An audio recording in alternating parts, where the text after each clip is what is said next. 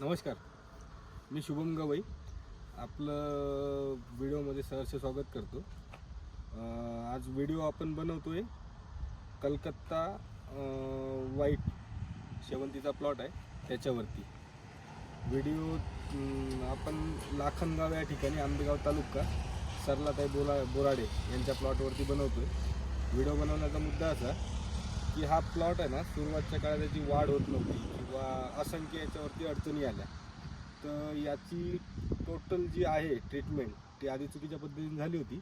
नंतर योगायोग घडून आला आणि मांजरवाडी येथील बळीराजा कृषी उद्योग कपिल शेठ मोरे यांची आणि त्यांची भेट झाली आणि तिथून पुढे पूर्ण नियोजन हे बळीराजा कृषी उद्योग यांच्यामार्फत झालं आहे। तर त्यांनी बरेचसे शेड्यूल या प्लॉटवरती दिले होते आणि आता बघता येईल तर फुलाची क्वालिटी किंवा झाडं हे उत्तम झालेलं आहे। हा प्लॉट आज 5 महिन्याचा पूर्ण कंप्लीट झालेला आहे।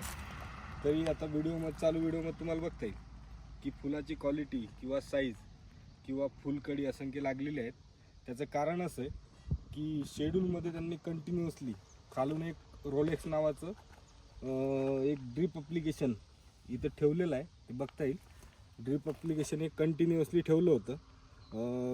जेही न्यूट्रिशनमध्ये म्हणजे फॉस्फरस पोटॅशच्या ग्रेड राहत असतील किंवा न्यूट्रिशनच्या ग्रेड राहत असतील त्यासोबत ते रोलेक्स कंटिन्युअसली वापरण्यात आलं होतं। आणि काही त्यांचे केमिकल शेड्यूल अळीसाठी म्हणा किंवा बुरशीसाठी म्हणा हे चालू होते।